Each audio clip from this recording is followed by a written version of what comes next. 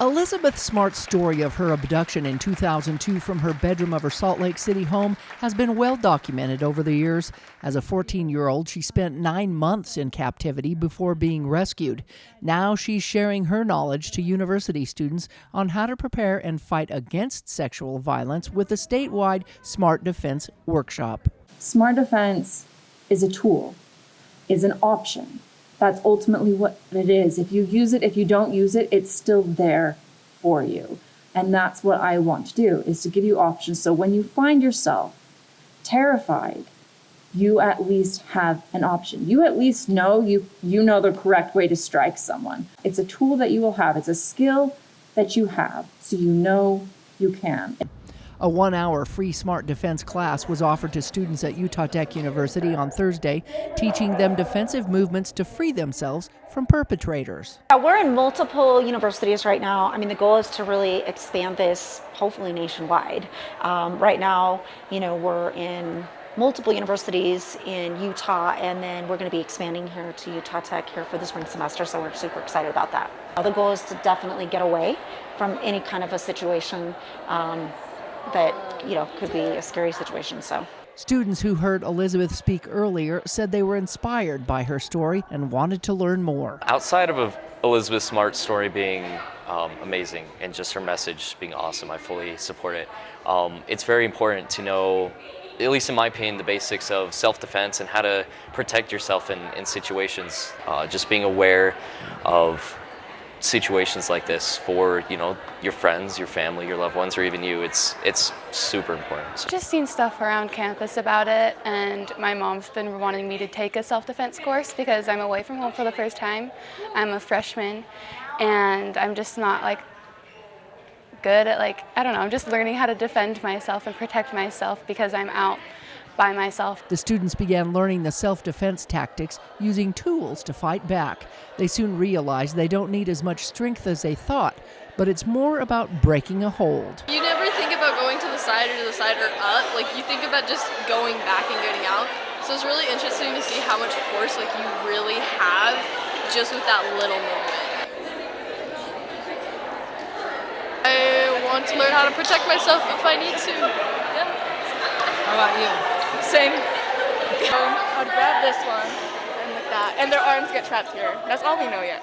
A panel of Utah Tech's mental and physical health providers, as well as the Title IX coordinator and campus police, answered questions about resources and what to do if they find themselves in an unwanted predicament. If there starts to be some fear about confrontation, about who you've been talking to, what you've been up to, sharing of locations, monitoring, surveillance, financial control, all those types of pieces. When you start to have a dread or some type of fear, but you love that person, that's probably a telltale sign that you're either experiencing some type of domestic violence or dating violence. You were a victim of domestic violence or rape or anything like that, you can go to the emergency room and they can do evaluations and do all the forensic information. A lot of times students get concerned about that because sometimes they don't know if it was consensual or not, and that's not something that has to be decided at that point.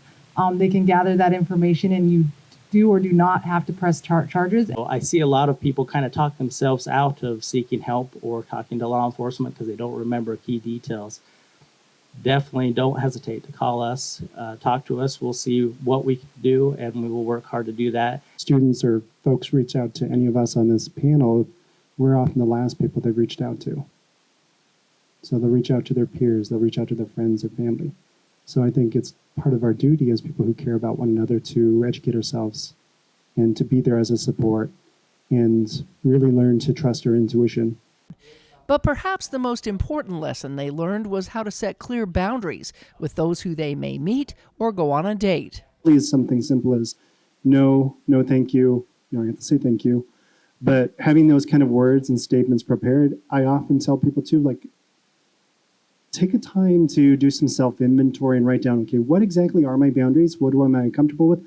What am I not? It's much easier in the moment to determine if a boundary's been crossed, if you yourself have done that. So really, it's important that when you get this information today, that you commit yourself to making sure that you're sharing it with others so that they can benefit from that. Elizabeth Smart's experience has turned into a positive movement in the empowerment and protection of others.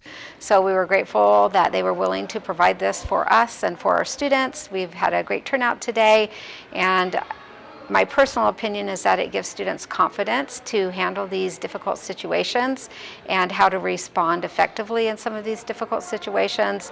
No one is ever prepared, but just providing this information educates students on ways to handle interactions that may be unpleasant or go the wrong direction. A longer accredited course is offered for those who want to learn more through the Elizabeth Smart Foundation. From Utah Tech University, Melissa Anderson, Community Education News.